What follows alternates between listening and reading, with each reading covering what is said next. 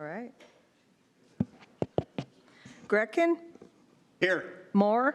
Here. Shaner? Here. Scott? Here. Waters? Here. Can we stand for a moment of silent prayer followed by the Pledge of Allegiance?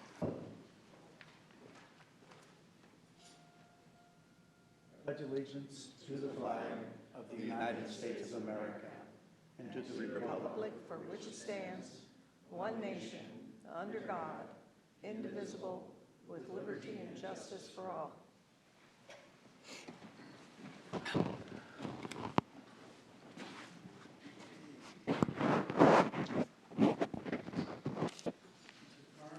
I need to move it.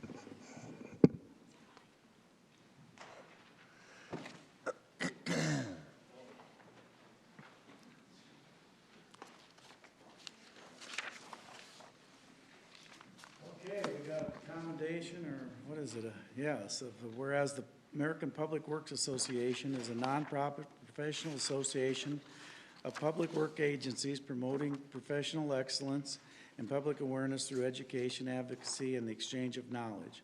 Whereas APWA was chartered in the United States in 1937, whereas the Iowa chapter being founded in September of 1953.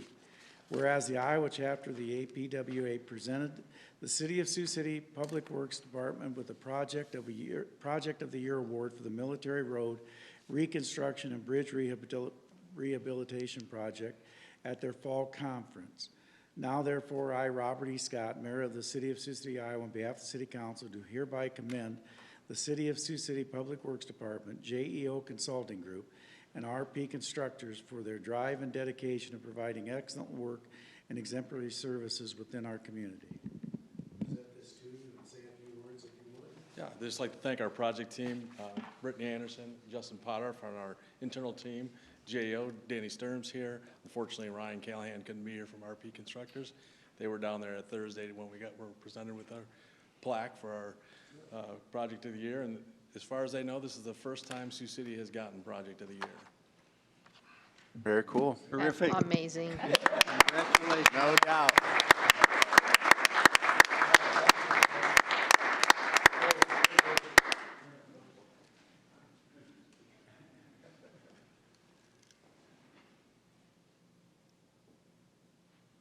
All right, thank you.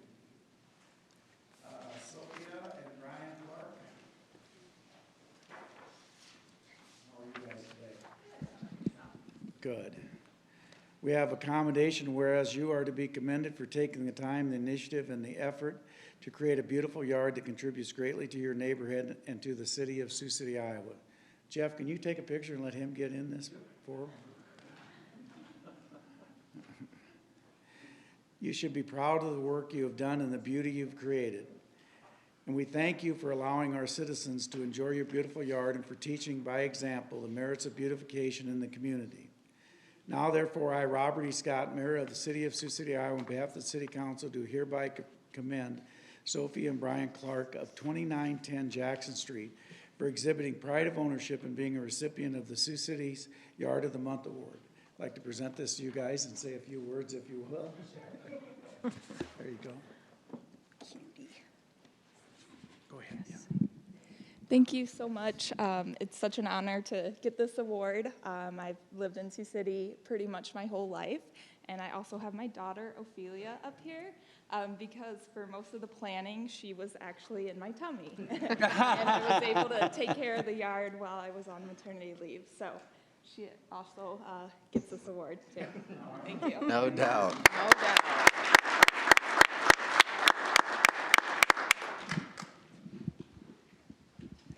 You all want younger people to be involved in programs, so they're There the they youngest are. gardener. This is There our they are. 11th year, and it's been a lot of fun. We have the year to go yet, but it just shows you the variety of yards and people and things. Thank you. Thanks for the support. Thanks a lot.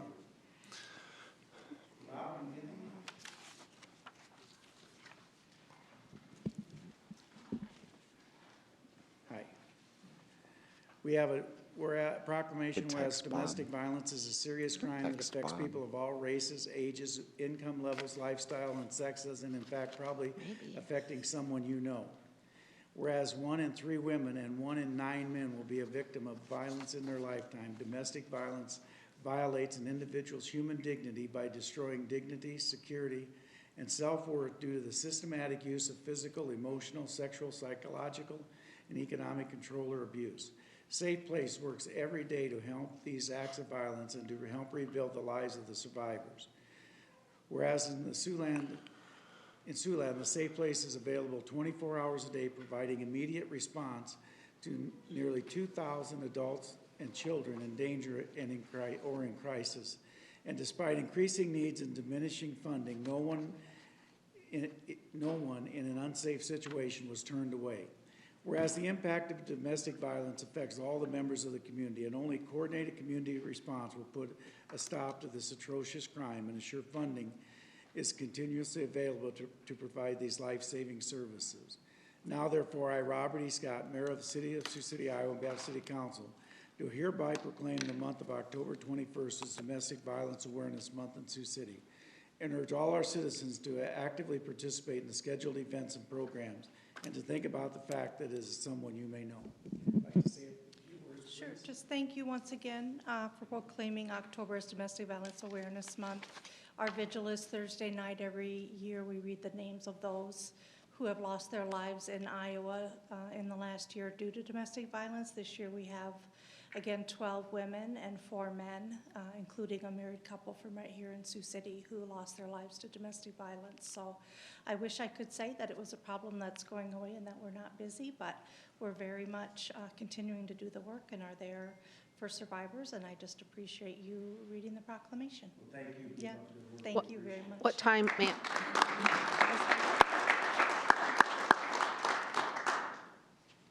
Robin, what time and where is the vigil? Oh, it's at 5:30 at Pearl Street Park. 5:30 Pearl Street 5:30 Park. to 6, Okay, and we'll be in person, and we'll also be on Facebook Live.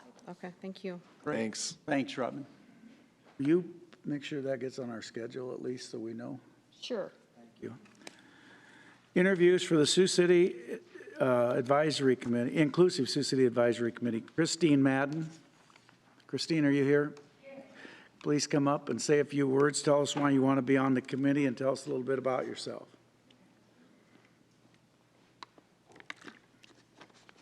So I actually interviewed for the committee in, I want to say December. I believe it was December of 2020. And actually a few things in my life have changed where I feel like I'm actually even more prepared for being a part of the advisory committee, the Inclusive Advisory Committee. And I'm actually at Morningside University, and I just recently was part of facilitating a Safe Zone workshop that is for the LGBTQ community. So being able to learn about the terminology and how to be a better ally, how to be an ally and how to be a better ally. And being part of that community myself, I feel like that was just something that I was really excited and passionate to be included in, and especially facilitating for mostly students who are in attendance to that. So being able to teach them as well as some colleagues of mine as well. So being able to teach that and make Sioux City a little bit more inclusive, let alone Morningside University a little more inclusive. Wow, that's hard to say multiple times. But Especially when you're in front of the everyone. last time that we've actually had, I believe it was referred to as a Gay Straight Alliance, then was about 15 years ago. Was the last LGBT training that I'm aware of at Morningside. So I was really excited to be part of that, and I think that that helps me grow as a person and be able to share my passion for just being who you are, expressing yourself, having the opportunity to express yourself, because Sioux City is such a diverse community that I moved here when I was in single digits, and I am almost 30 now, which I would not like to say, but that just Enjoy it while it shows, lasts. I know, puts it in perspective, I know, but like I've grown in Sioux City, I've learned things in Sioux City, and I want to say actually fairly recently did I realize how diverse Sioux City truly is. So being able to embrace how diverse we are, making sure that we are including all of these communities, I think is something that this committee will be doing, and I think that I will be an asset being on this committee to help that go even further and even farther than we have even so far. So I think that I would be an asset to the committee, and it would be a great addition. Questions? Christine, I'm glad Yeah. you applied because I was looking at your resume and your application, and your community involvement is really extensive. And you belong to one of the churches. We have many churches in our community, thank goodness, that do an outreach program in the neighborhoods in which they're located. Absolutely. And I know First United Methodist Church has been extremely involved with the kids in the surrounding area. So, and the other items that you've listed here that you've been involved in certainly would give you a lot of experience with inclusiveness. So thank you for making the application. Yeah, Or keeping the absolutely. application on file with us. Yeah. It was December of 2020. Definitely. And my father is actually the pastor at First United Methodist Church. Oh, is that right? Yeah. Oh, excellent. Yeah, Yeah, they've really had some good outreach programs. Yeah. Many of our churches do, don't get me wrong, but this is one Yes. that really excels in outreach, so. Yeah, absolutely. Thank you. For saying that. I appreciate Other that. questions? Okay. Thanks Thank for you. applying. Thank you Yeah. very much. Thank you for opening yourself up there. Joe Riker. Hi. Tell us a little bit about yourself. Well, I met most of you guys back in the day through, I was on the Parks and Recs board for quite some time, 2 terms. Graduated from Morningside College, been a lifelong resident of Sioux City, and currently what I do right now is I work in the equity department for the Sioux City Community Schools for all the middle schools. So equity is actually a very important thing, and what a lot of people don't understand is that, like, some of the challenges that we face right here at the schools, there's 52 home languages that, that's right here in Sioux City, Iowa. So what I do daily is exactly what this board's all about. And I kind of thought that I'd be a great candidate because I got firsthand experience working with these students at a young age in the middle schools, and we carry them on through the high schools, through the programming and everything else that we do, that I could help be a voice, help get these families get squared away, and let them know that all the resources provided right here in this community. So that's why I applied for this board, and it'd be great to be a part of it and get back and volunteer within the community. Questions? I want to thank you too, Joe, because you've had that experience, and I think both applicants that we've had today are for residents at large. We have 3 vacancies on Inclusive Sioux City, and the other 2 are the NAACP and the religious community. So I want to thank you for making the application. It's important that we fill those vacancies as soon as we can and get qualified committee members on the committee. So thank you. Absolutely. Look, thank you guys. Anything else? Thank you. All right, thanks, Joe, appreciate it, you. buddy. All right, we're going to go to the consent agenda, which is items 3 through 11B. Consider them to pass unanimously unless a separate roll call vote is asked for by a council member. If you want to speak on those items, please come up as I read it, state your name and address for the record. And if you want to speak on an item not on the agenda, please come up under citizen concerns. I'll move the consent agenda. Second. 3 is a reading of the September 27th City Council minutes. 4 is a resolution adopting the 3rd quarter supplement to the municipal code. 5 is a resolution adopting plans and specs for the 41st Street Storm Sewer Project. 6 is a resolution amending the position classification manual by adopting updated job descriptions for the wastewater treatment plant operator and training and operator positions. 7 are resolutions authorizing payment to Kramer Services Group for the Morningside Fiber Optics Project. 8 is a resolution proposing to sell property at 3322 West 31st Street. The petitioner is Richard and Cheryl Hansen. 9 are actions relating to grants. A is a resolution approving the CDBG COVID-19 nonprofit grant program awards. Mr. Mayor, I just want to share with council that this afternoon, I suppose between 2 and 2:30, I received a call from Mr. John Flannery, the president of the Catholic school system. And John is present. And his concern was they had to submitted an application, but we're not one of those chosen. And he didn't quite understand what the reason or rationale may be. I had a meeting scheduled with Jill this afternoon anyway, so I sat down with Jill real quick and talked to her, and there were a couple of issues with respect to HUD requirements that didn't meet the qualifications necessary to receive a grant. And I did share that with John and encouraged him to come to council if he had anything else he wanted to share. And Jill helped me out if I think Jill's here, isn't she? Help me out if I make a mistake here, but I know that the two requirements we were talking about, one was you have to be able to quantify that 51% of the recipients come of the grant funding come from a low to middle income background, and the other is that you cannot require participants to attend religious education classes. So, and those were a couple of change? Because under the previous administration, I thought that got thrown out. Jill Wanderscheid, Neighborhood Services Manager. I'm not aware of that. That's been the rule we've followed, and it's still on HUD information. Private parochial schools could be funded under Trump's rules and regulations, I guarantee. Perhaps through other programs, but HUD is very specific about the requirement part of it. If it's optional, the example I always use is if we were funding a food pantry in a church, that's fine. But if they were providing food from that pantry to patrons with the requirement that they attend a service, then that is not eligible per HUD. Jill, I noticed on the 51%, first of all, there were 19 applications submitted. Yeah. Which is significant, and there's about a $234,000 difference that we don't have the money to allocate, and 15 of the 19 met the requirements.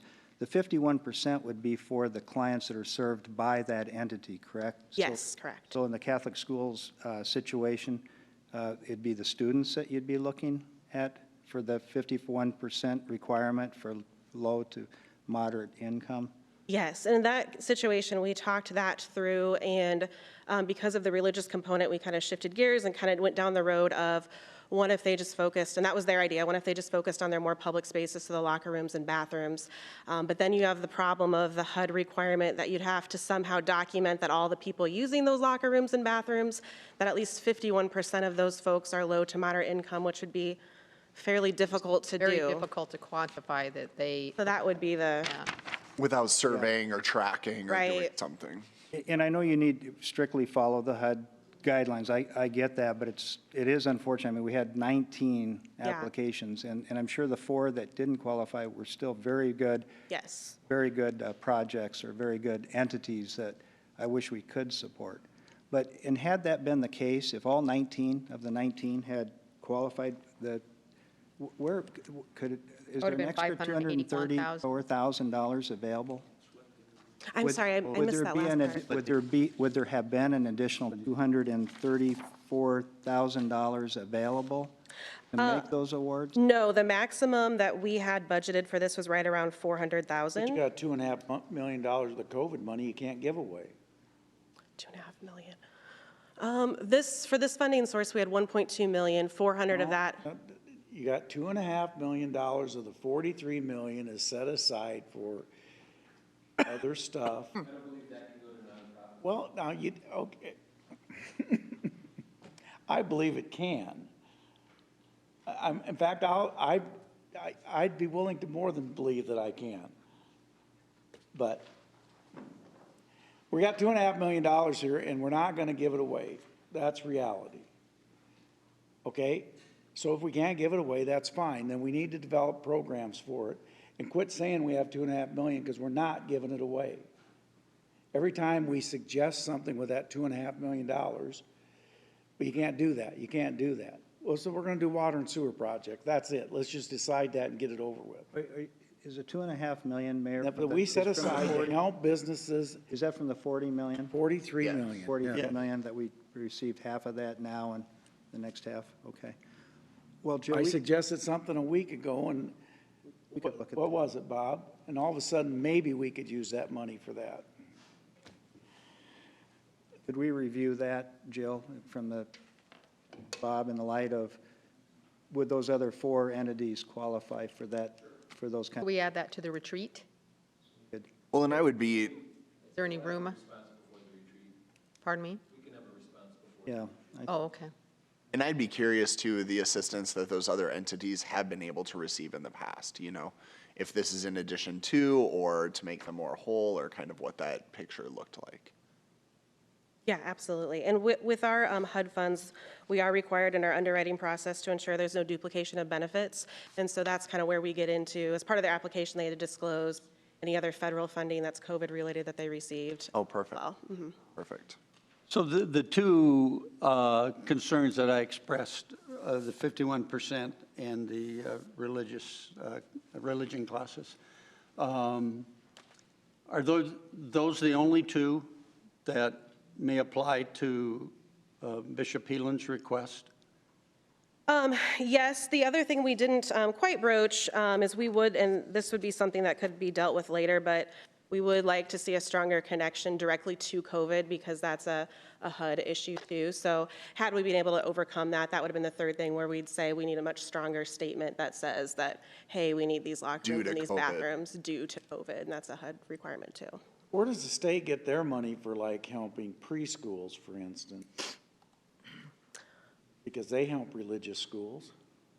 Yeah, I'm not sure. And it depends on each individual, how each individual preschool is run too. If it makes a big difference if it says that the classes are required versus optional. Would it do any good if the school itself or Mr. Flannery were able to talk directly with a HUD representative and? They absolutely can. Typically, And they can? HUD will typically send them back to us. Oh, okay. And so that's why their staff actually provided the link. It's kind of a frequently asked questions website that HUD put together regarding funding religious institutions, and that's where all the information is in. So I can definitely give them that information, but they'll probably direct them to that website and then back to us. I don't know the numbers of students, athletes who use the CYO Center and participate in the events, but clearly bringing them into that facility, I think, would increase the opportunity for somebody to run into an issue. And maybe if they knew exactly that others, I mean, it's not just the students of a Catholic high school. It's the community and the people that are attending and what they want to do with it to make sure that they keep everybody as safe and healthy as they possibly can. Yeah, I would say that wouldn't be as much of a barrier at all. It's more, how do you quantify the people that are using these uses? The 51%? If they're 51% low to moderate income. That's a HUD rule that we're just, as a city, not able to get around. Okay. That's what I was saying. How much was the grant for? Maybe you should just kind of. Good cap. What was coming out? So I'm John Flannery, and I'm president of the Bishop Heelan Catholic Schools. I appreciate you taking the time today. So to that point, we understood after my communication with Jill late last week, we understood that the Catholic instruction, the religious instruction, might be an impediment upon a part of the grant that we applied for, but the other part was for locker room renovation and bathroom renovation in our CYO facility, which is a public facility that's used by students that come in for sporting events and Siouxland Wrestling Academy and those kinds of things. We think the COVID barrier part is an easy thing to answer because we don't have handless toilets and handless sinks and handless paper towel holders in there. We do think we meet the minimum of 51%. School-wide, we have documentation that about 78% of our students are low to moderate, and we think that our guests that come in, that would be coming in from Sioux City Community Schools, East, West, North, middle school, high school, that they would, we don't have any way to specifically track that, except we know that Sioux City is 59% free and reduced lunch students. So that's just the low. That's not even including the moderate. So it would be pretty easy, I guess, to maybe make that assumption that the majority of the families that are coming in there and using that facility would qualify for that low to moderate. It might be difficult for us to track without a survey, though. What you're saying is we could carve that portion out, and you said there are $400,000 available, which we would still have 60 or 52,000 to work with. I don't know what your amounts were, but The amount for those two projects, I believe, was 40,000 combined. is it possible to carve that out or? We did talk a little bit about that this afternoon. Our concern would be is out of that 59% of Sioux City Public School students that are on free and reduced lunch, we would need some statistics that show out of that 59%, how many of those students will be in your facility using that. And it's tough, I get it. It's just, we know that wouldn't pass a HUD audit as far as having more specific numbers of who's actually using those facilities. Do the students sign up to use the facility, though? I mean, do you have a list of the students? Without disclosing names, of course, but I mean to have a count and how that would work in? We would be able to track that with our own students, but that would be pretty difficult for us to track with Sioux City Community School students that come in without doing some sort of survey when they come through the door. Would that carry the day, a survey through the door? I'm not suggesting we do that, They have to have documentation. but would Yeah. that carry the day with the HUD? There would have to be documentation on everyone that enters that facility on their income, and they would have to be willing to self-report their income if they came in to use the locker room or the bathroom. It just seems there should be a way to take that. Well, and I think Jill's saying, though, the barrier also is that it's related to COVID. I don't see on this list any other proposals to be anything that would be necessarily like restroom upgrades. Except maybe the door divider, Yeah, that one I was just gonna say. partitions. Well, I think maybe look at whether we can make this work or not. But I don't Is even there any kind of deadline in front of us? Well, Is what that I like would COVID's not prefer, necessarily if council was surface? comfortable, is Have to approving what go to we the have bathroom, now. wash your hands. It's still under our budget that we have available. And then going back and seeing the logistics of, do you think people that would come in and utilize the facilities would be willing to fill out a form about their income, I would say, would be our discussion. You open to that? I think it would be difficult, but we could certainly try it. At least look at it, or maybe see if there's some other alternatives that we haven't thought of here on the floor today. But I would like to see that, at least give a try anyway. Yeah, absolutely. Okay. Thank you. But for deadlines, is there a deadline that's We have to approaching us? spend this funding by, there's so many deadlines with all of this now, 80% by 2023 and 100% by 2025. So we have some time. Mhm. Yeah. Thank you. Thank you very much. Appreciate your time. Thank you. He is a resolution Thank you. approving West 7th Thanks, Joe. Street corridor facade improvement funding. I would like to make sure that people understand it's not American Home Health Care that applied for that. The owner of the building applied for that. I have nothing to do with that. I'm not participating in any of the costs. I didn't agree to the eagle on the side of the building, although I'm fine with it. I have nothing to do with that type of stuff on that building, so. Mayor, I have this question for Jill. I mean, here's another one, Jill, where there's been, well, I wrote down 7 of 17. Is that what, yeah, 17 applications, but 7 qualified? Yep. If I'm using the right terminology. Sure. Different process. So it's a competitive process that we open up once a year. We score the applications based on a scoring criteria that our staff and the business and property owners came up with back in 2013. And so basically, we just prioritize down the list, and the top properties or projects are what you're seeing on this list right now. But the others qualified, they just didn't qualify as Yes, high. excellent point. All of the things that they applied for would qualify. It's just that we don't have enough money to fund everyone. Oh, okay. So you need to keep funding is what she's saying. Yeah, well, yeah, because there's like $325,000 Right. difference, okay. But they did And that's what- qualify. Thanks for clarifying that Absolutely. for us. Do you have any idea how many buildings from Hamilton to Wesley Way that are not part of, or you would need to finish to I would say a rough estimate would probably be around 15 to 20 would be on the list still. It really is making a difference. Yeah, it is. Looks a great deal Would- better. Which is why I'm excited about the projects going on right now, whether it's Leeds, Riverside, Morningside, all those areas. Keep up the good work. No doubt, I'm busy. Okay, C is a resolution approving the Home Investment Partnership American Rescue Plan Agreement.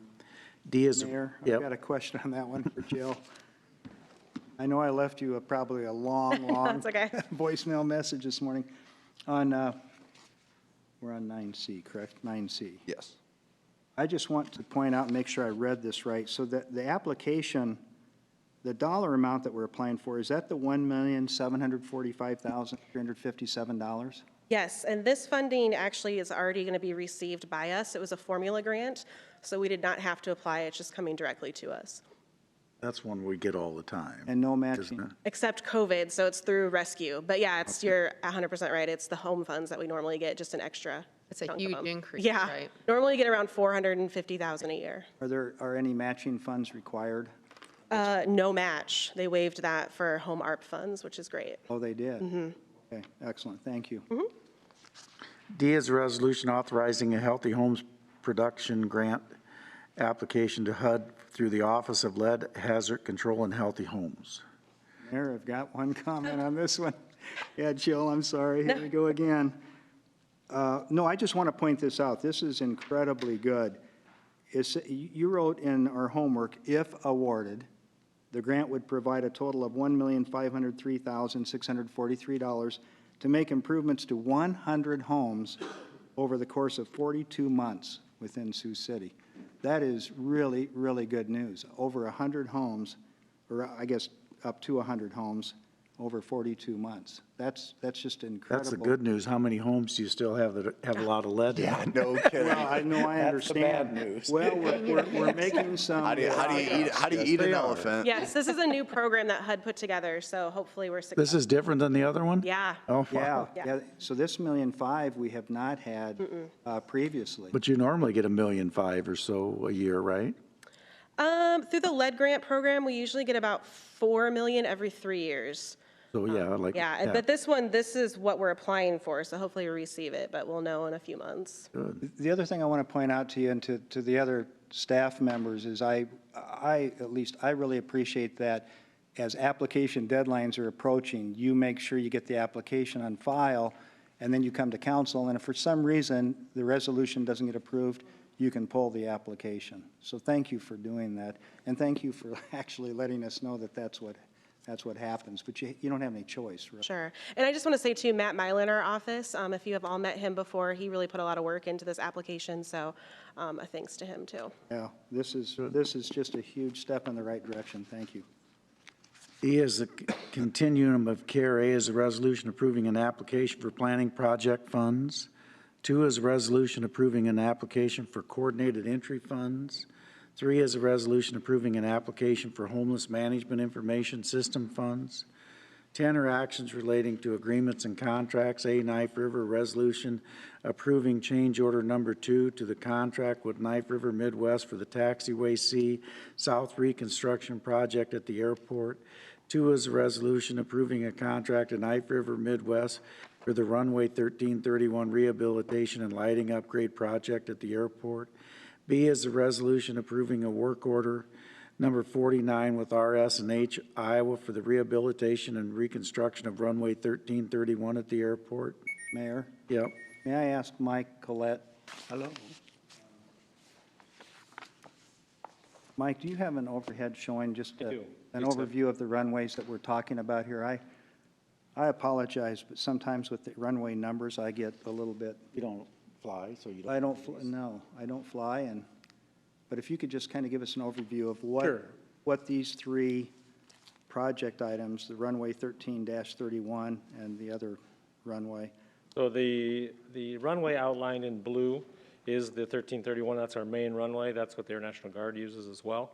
That's the only one that's of the length and strength for their use. And the other crosswind runway, annotated as 1735 on here, is a runway we just replaced and are just completed with that project earlier this year. So 1331 is approximately 20 years old. It was built for a different use than has been used by the Guard mainly. It was built when the F-16s were here and not the tankers. We're working with them on probably a 5-year to 7-year plan for complete replacement of this runway. But in the meantime, there has been no rehabilitation, sealing. The shoulders are failing and the lighting system is failing. So through coordination and, meetings with the FAA, they agreed with us and are funding this project to keep this in service until we can get it completely replaced. That's about an $8 million? About $8 million project. $8 million project. Yep. But you said, what did you say about the runway? When was it built? About 20 years old. About 20 years old. Yep. And they're designed for a 20-year life. This one's actually, probably exceeded its life just because the use was not built as it is being used. Mike, did you say it was being funded by the FAA? It is. This is 100% money as well due to COVID relief. So what would have been a 90-10 match before COVID, this is 100%. So For the complete this is the tear-out? $800,000, in our corner for this project. So when we do the complete tear out, maybe I'm asking too far ahead, because that's the heavy runway, right? That'll Right. hold the weight. What will happen in the interim for the Guard? They would relocate, as they will relocate for next summer as well. This is about a 5-month project just to complete this portion. So they're relocating to Lincoln, is my understanding. They've done that before. They have, yeah. Taxiways and that. Well, thanks, Mike. I mean, I'm so pleased to see that. It's significant. It is significant. And it And it feels like all we've done is construction out there, I get that. But we're replacing a lot of 40s pavement still, so it's a good thing. Yeah. We've, And it's good for the Guard, it's good for all of us, really, everybody that uses the airport. Thanks, Mike. All right, you bet. C is a resolution approving a professional services agreement with SRF Consulting for the Transit Mobility Study. D is a resolution approving a contract to Thompson Electric for the City Hall LED lighting upgrade project. I need to abstain on that item. Number 11 is application for beer and liquor license. See the list come forward if you have questions. This is the end of the consent agenda. Mayor? Yep. I need to abstain, conflict of interest on 11A, 2C, the One-Eyed Jacks, and then Okay. 11A, 3A, Briar Cliff University. Okay. Did you get those? Yeah, these? I've got that. I gotta look at Dan. I don't even have my. Roll, please. Yes, I will. Thank you very much. On the consent agenda, Moore, Aye. Shaner. Aye. Scott. Aye. Waters. Aye. Gretkin. Aye. 12 is a hearing and resolution approving plans and specs for the Grandview Booster Station Improvement Project. I'll move that. Second. Public hearing is now open. Is anyone to be heard on that item? Seeing none, the hearing is closed. Shaner. Aye. Scott. Aye. Waters. Aye. Gretkin. Aye. Moore. Aye. 13 is a hearing and resolution approving a proposal to grant a temporary easement at 1501 Glendale Boulevard. The petitioner is Marvin Jensen. I'll move that. Second. Hearing's now open. Is there anyone to be heard? Seeing none, the hearing is closed. Scott. Aye. Waters. Aye. Gretkin. Aye. Moore. Aye. Shaner. Aye. Gordon Drive, Highway 75 interchange.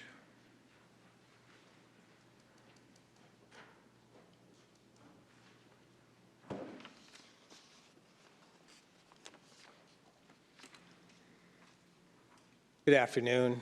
Dakin Schultz, D-A-K-I-N, S-C-H-U-L-T-Z, 2800 Gordon Drive, Iowa Department of Transportation here in Sioux City.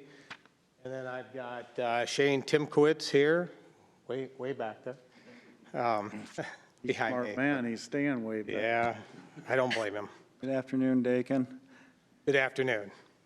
I was asked to come give you an update on the US 20 reconstruction project on the east side of Sioux City.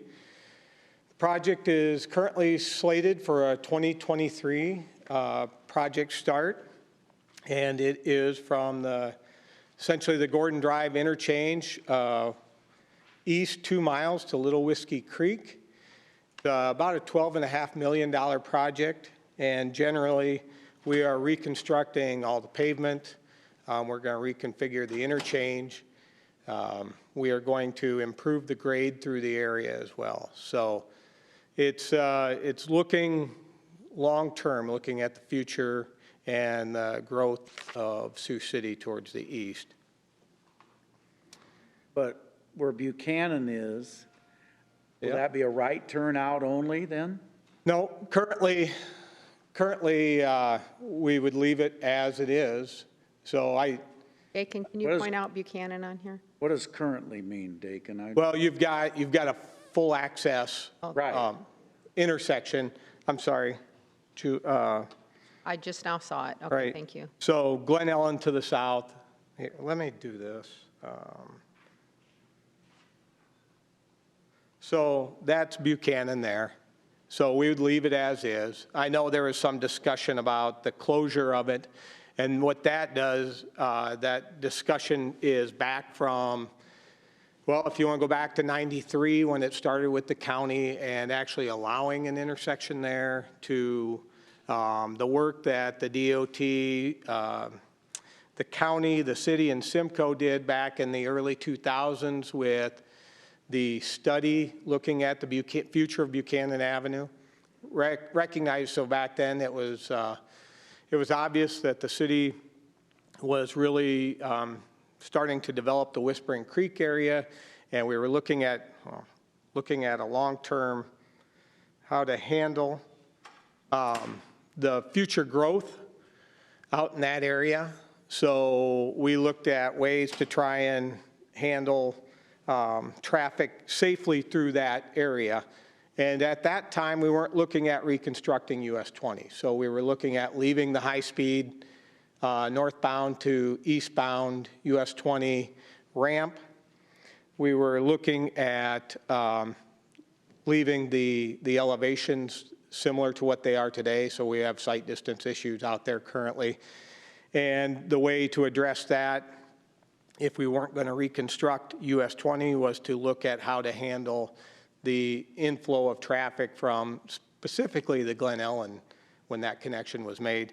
And so we looked at some different alternatives. I only have the one up here. This is the one, I will call it the preferred alternative, I guess, at the time. And this was actually trying to leave Buchanan in place as much, and when I say preferred alternative, I mean from the perspective of the city. It's not necessarily the one the DOT would have landed on at that time. But that was looking at connecting Glen Ellen and Buchanan, essentially where it's at. We were having to shift it to the east slightly with an interchange. So Glen Ellen and Buchanan would have had a bridge that would have went over US 20, and then it would have been what we call a folded diamond interchange. And that was trying to get the appropriate spacing from that high-speed ramp. So currently that high-speed ramp is about 2,500 feet, the end of the auxiliary lane to Buchanan. So what about the next street down? I can't think of the name of that. Is that Buchanan? Buchanan. It's also Buchanan. So on the south side. So you're not closing that either? Nope. Nope. And No. what are you changing like on the off-ramp? Okay, hold on. So this is what's being proposed at, this would be Buchanan. So this would be the Grandy Hills area, right? Grandy Drive there. So the only thing we're proposing, and I assume this is from direction from the county. I know typically when we do these types of projects, we see if they are interested in us doing any paving back beyond the radius point that we typically do. And the county, it appears, and I think that's correct, the county has requested, and it would be at their cost, but they want Buchanan paved up to the junction with Grandy Drive.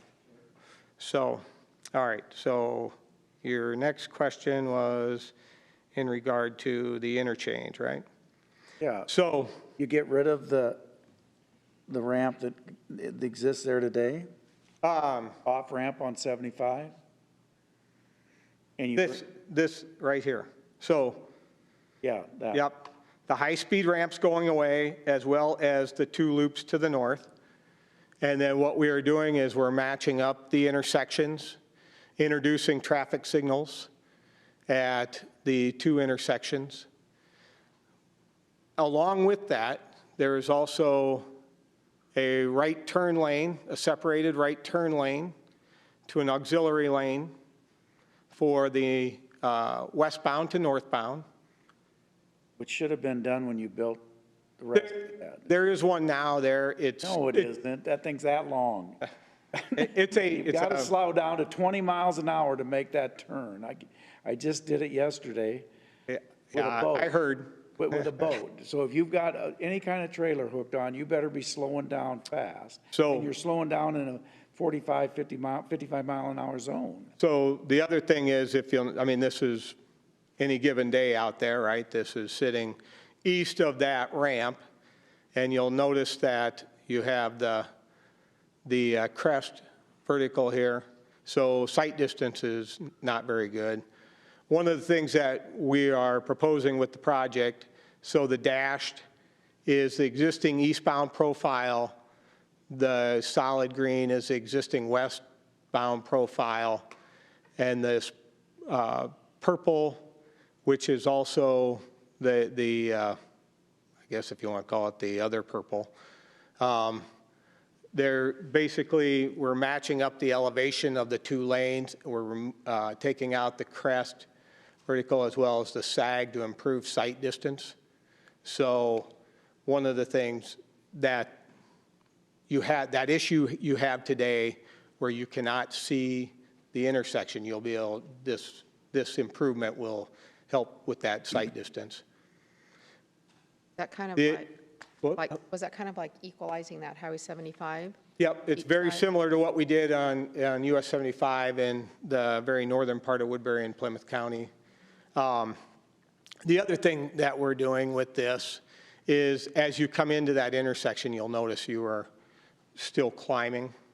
So instead of that downgrade, so that will also help. But we are extending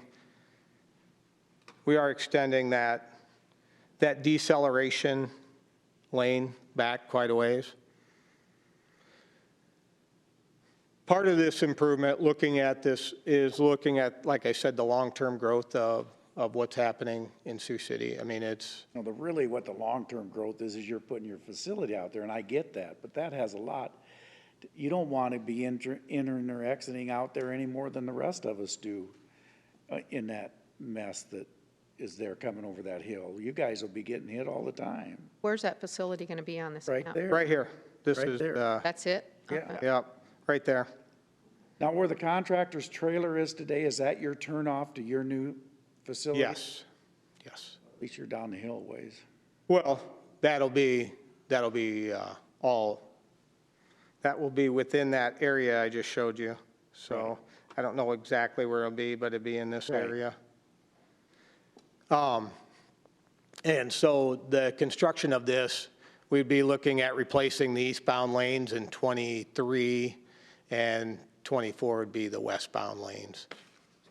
So there'll be a point where there's not access to that facility out there from US 20.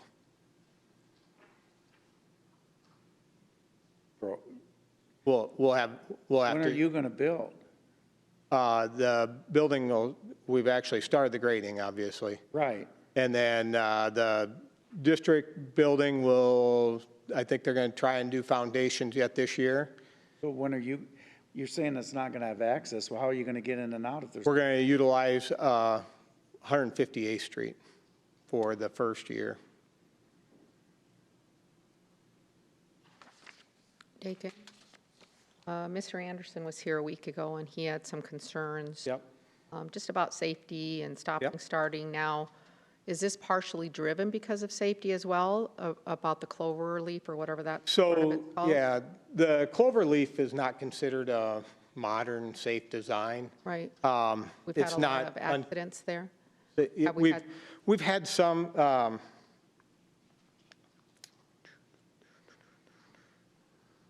that's the crash history.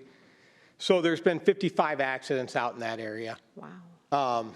The intersection, so the furthest east intersection on the north side, there were 9 accidents. Of those 9, there's the one with the 2 vehicles. It was a nighttime accident, and it was a rear ender. We have more issue with call it the west intersection.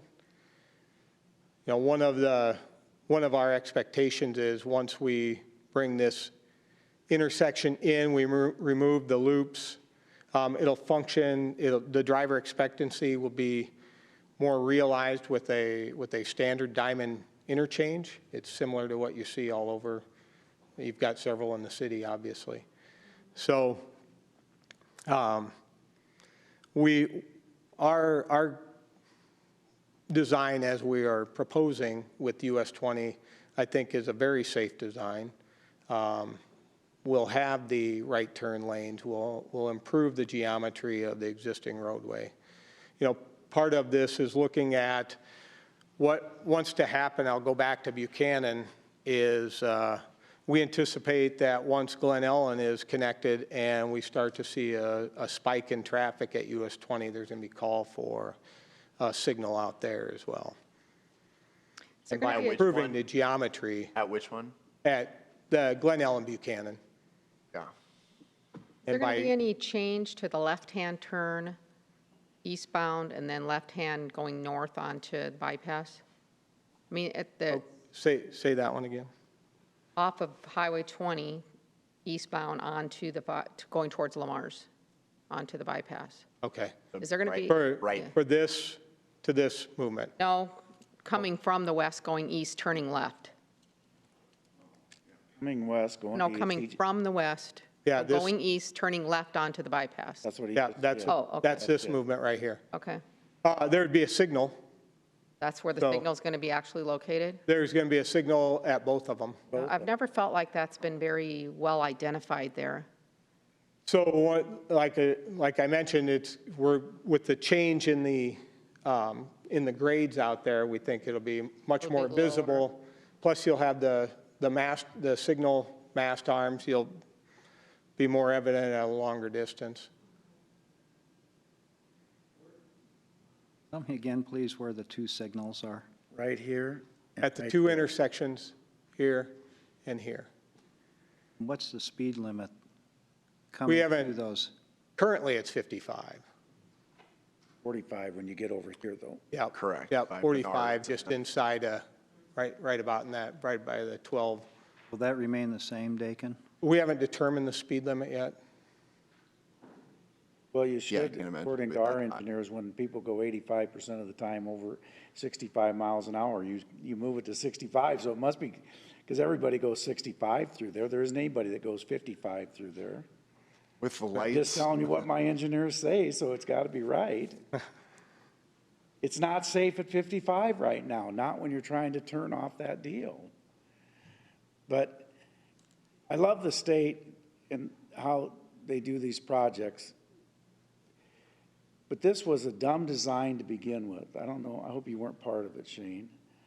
But this made no sense. You don't put 2 ongoing traffics like you've got there, especially when you have no turning lane. You can get in the wrong lane. You can get in the wrong lane all the time out there. You're pointing to, what were you pointing? I'm talking about the one you just went where you turned this left. right here? Yes.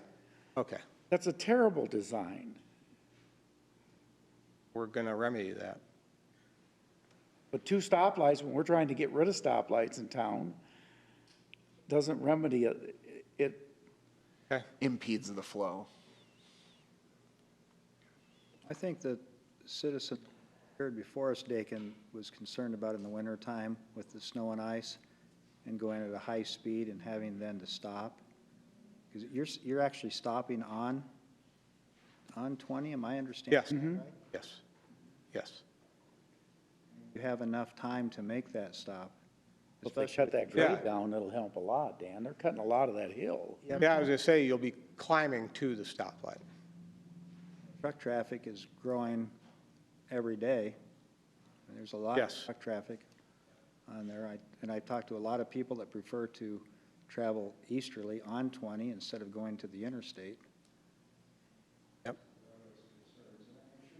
was all in mind, but that's what's been raised with us in the past, and you're probably well aware of some of those. Yep, no, we're aware of it. And I mean, so we're trying to balance what's happening to the east and design as safe a roadway as we can, recognizing So will this trigger, or will it just be on a sequence? Like if I'm getting off, do I trigger the light? Yes, it won't be a timed light necessarily.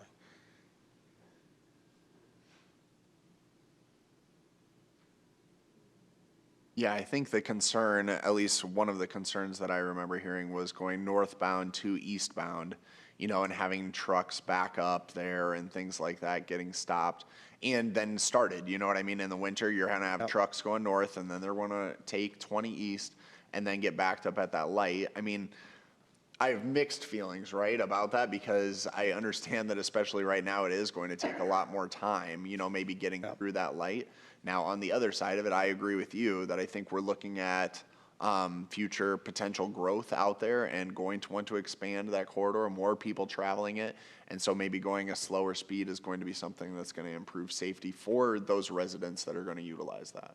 The biggest complaint that I hear is the southbound to eastbound movement currently. Hard to get out.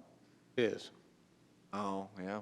And there's no space in the median to sit unless you're a passenger car.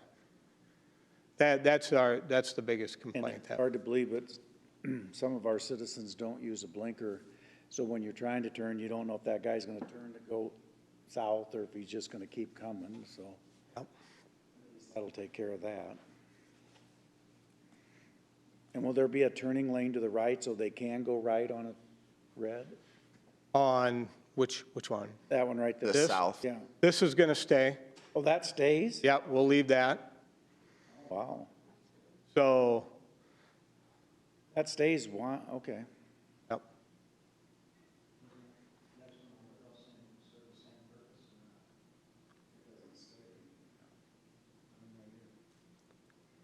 Yeah, that's what I don't know why they're doing that, but okay. I guess you must be gonna, you redid that one. You didn't redo that off-ramp only up as far as about, looks like you stopped about where you're cutting it off, right?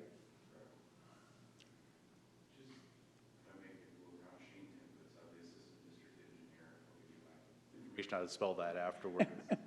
So when we were looking at the corridor and the project and the things that went into it from a safety standpoint of things that we have heard from the public, obviously very hilly, poor sight distance from the side roads, the turn lane that was in there previously, the very short that Mr. Mayor, you commented on, common. Not only was it short, but as you came over the crest of the hill, it was tough to identify where the turn lane started until you came upon it. Gaps getting out to and from US 20 is a common complaint.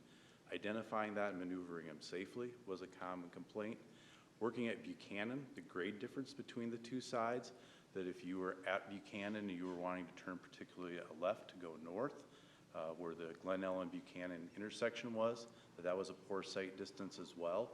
So as we went through the concept, we were looking at those safety and operations through this corridor of what to do. The signals and a standard diamond is a very common configuration for the traffic volumes that we have here.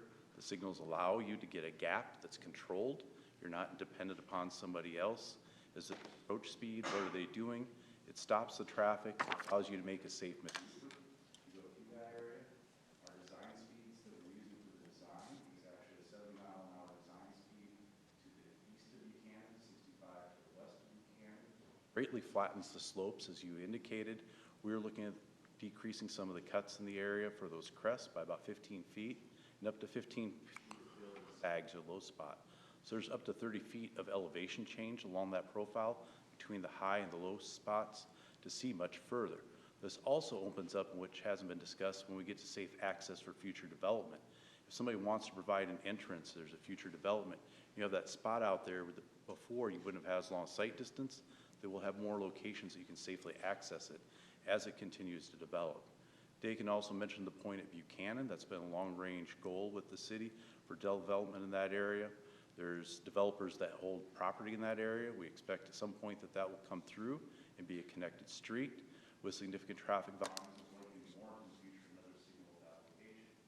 When we talk about signals coming into the community, you think about any direction you come in. 75, business 75 coming down to the south. When you get your first location that you encounter a signal, you are in a 55 mile an hour high-speed environment, and people navigate signals as they enter into the community.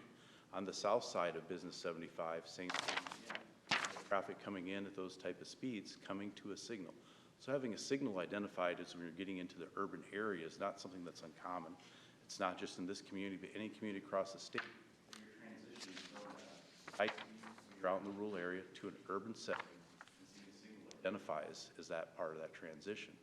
With the decrease that we have in the sight distance, or increase the sight distance, decrease in that cut, you'll see that signal for a long ways away, coming as you're approaching eastbound into the city. So there's a long list of considerations that we had when we were coming up with a safe, effective design that allowed transportation flow, allowed for the safety of the public. This wasn't done without consideration for how that's going to impact the public. Tim, for the sake of the listening audience, could you speak into the Sorry about microphone a that. little clearer? I should have been a little closer. Didn't want There to you push go. Dakin out of the way. Thank you. Shane, I guess some of the problem, Shane, is that I'm sure you've been talking to our engineers, but that doesn't mean that we know it. And quite frankly, that's a breakdown that. And I'll back up a little bit, that part of this conversation, except part of that responsibility. When we were going out for the public involvement, our key point of that public involvement was the impact of the right-of-way and the property that we need along there. If you go out to what the display was, it was showing the right-of-way, because we are impacting some of the homes out there and the farmland that's out there and the businesses with this project. So we wanted to communicate to them of what that potential impact was. We're still going through what we consider our final design. Our design level right now is 50%. It is enough that we identify what the right-of-way needs are and want the public to know what those right-of-way needs are. Anytime that you want us to come to this venue, one of your subgroups that you have on transportation, be more than willing to do that. Our intent was never to blindside anybody or miscommunicate with anybody. Shane, I thought your explanation was helpful on traffic counts for this area, and I'm hitting you cold on this, but just in rough numbers, would you say it's doubled in this past year? Or is it tripled, or what? I mean, there's been an increase, I would. Yeah. Yes. So this is the 2015 traffic. So this would have been before the completion of US 20. What are the numbers we should be looking So at? look at the middle box here. Yo. So this would be at the east intersection. You're looking at, about 11,000 to the east, and yeah, about 11,000 through US 20. And then the ramp, not quite 2,000 to the heading north, and then the off ramp is just about 5,000. The 2019 traffic, you're at about 13,000. And then you've got 2,000 to the north. So that was an increase of about 100 vehicles a day, actually, from 15 to 19. And then you're at 5,800 for the eastbound off-ramp.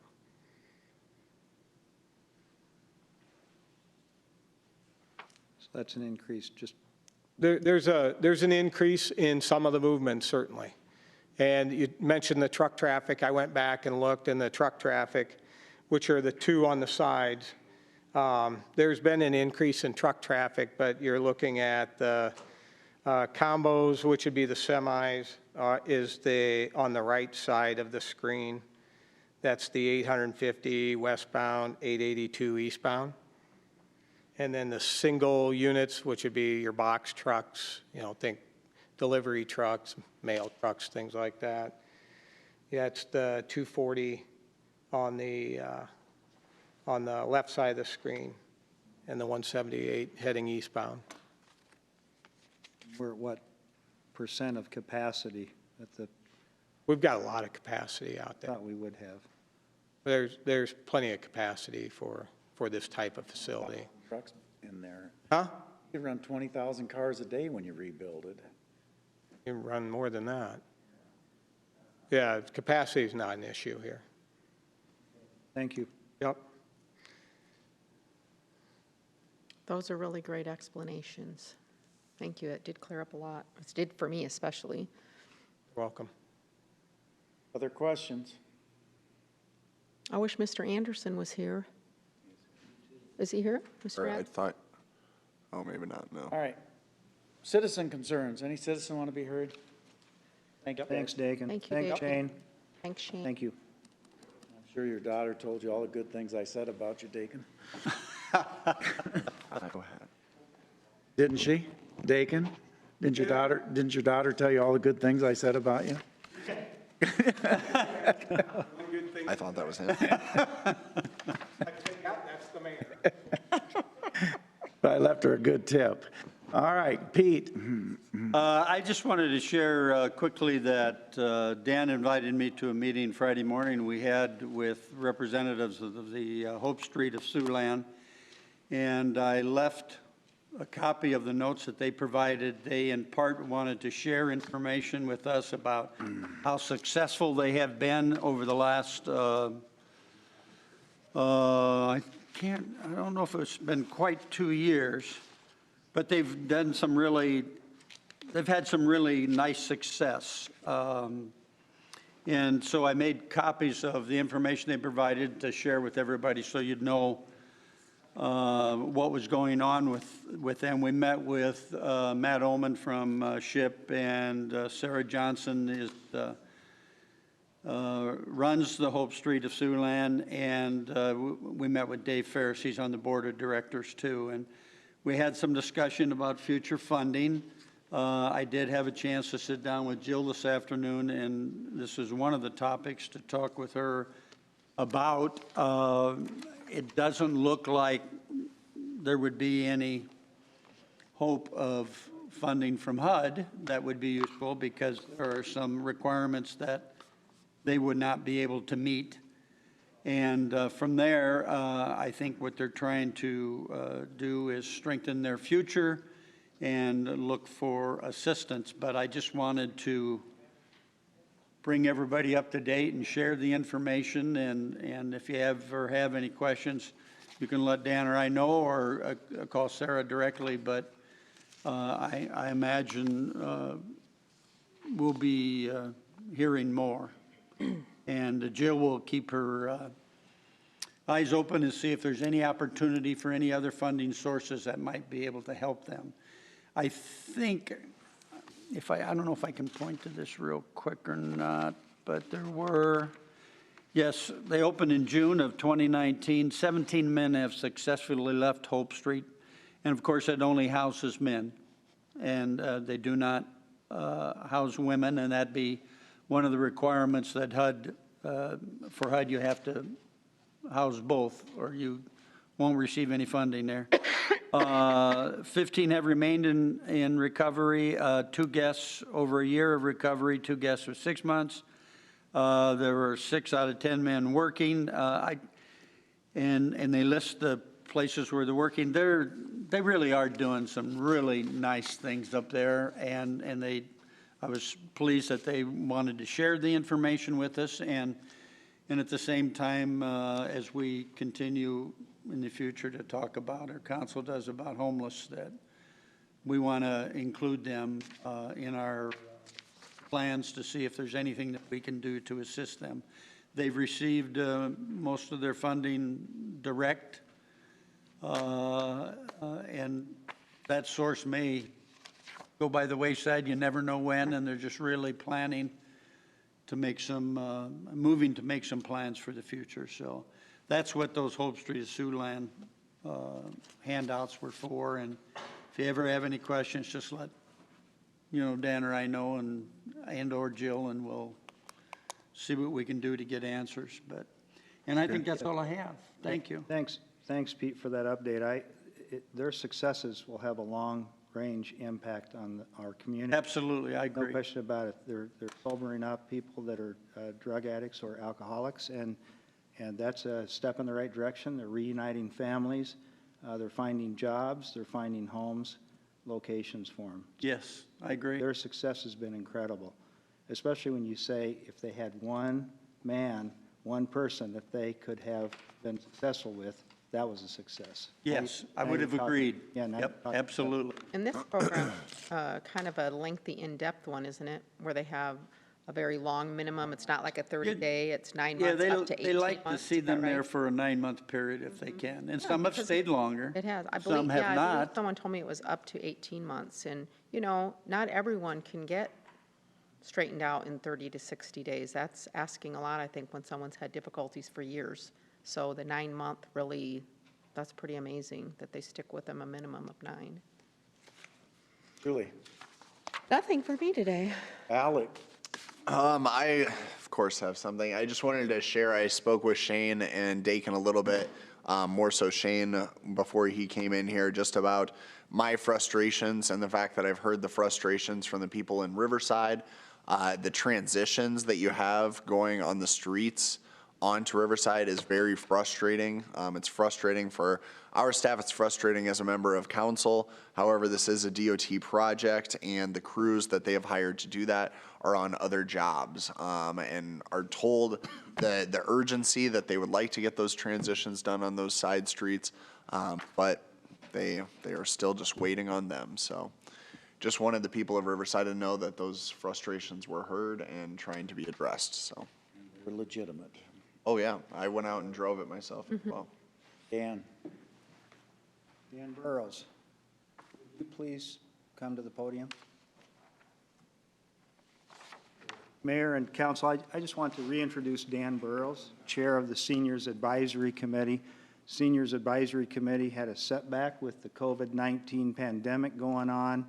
That was the population, the seniors of our community. That's the population that suffered probably the worst, if not second worst, of those that had COVID. So it was a setback from the standpoint that the committee, Seniors Advisory Committee, wasn't able to work. And they've got a good plan, they've got a good survey. Dan Burrows is very active, and the ones that are still on the committee, we have, I think, it was at 3 vacancies, Dan? 3 vacancies, we're gonna get those filled. But the ones that remained on the committee, they're loyal, they're dedicated to improving the lifestyle for seniors in Sioux City. We want Sioux City to be a friendly town to seniors, and Dan's really taken the lead on that to the point where he thinks it's important, and I do too, that you attend as many city council meetings as you can. And whatever comes up that might be related to seniors, you're here to hear it first. So I just wondered if you'd like to say a few words, and I just wanted everyone to know that Seniors Advisory Committee is back, and they're raring to go, and you've got a lot of issues to tackle the coming year. That's basically what I wanted to say, is that we are still in action. Suffered a big setback with COVID, like so many things and so many issues. Lost some committee members in the process, so if you know of anybody who wants to be on a committee, please feel free to contact me or somebody on the council, and they'll direct it to me. But we are, I think we kind of started feeling disenchanted because we had our chairman got really sick. We got 2 other members really sick, and so we went from 7 to 4, and it's like, is everybody around? So, but we You don't think it has anything to do with that wearing that Iowa hat rather than Iowa State, do you? no, as a Okay. matter of fact. Thank you for the question, Mayor. All right, we know you'll get her done. We'll try to find you a couple more members. All right, I appreciate that. Thanks, Thank you. Dan. Looks Thanks, like Dan. there's only 1 vacancy right now, We have what? just 1. Just 1 left now, after the 2 today. This is No, the no. Seniors Advisory Committee. Oh, And Seniors. Broderson is the only one, she resigned in July, and that's the only one that hasn't been replaced yet. Okay, but someone may not be attending. Yeah. Get us, Dan will get you an update, Lisa. Dan will get you an update. Okay, All good right. enough. Thanks, Dan. Thanks, Dan. I Thanks, move we Mayor. adjourn. Go ahead. Second. I'm sorry, you got some more. No, second. Waters? You're done now. Gretkin? Aye. Moore? Aye. Shaner? Aye. Scott? All right. Time to move on, Dan. I know it's time to move on. I know I'm slow, but I'm not that slow. I was done. That's, yeah,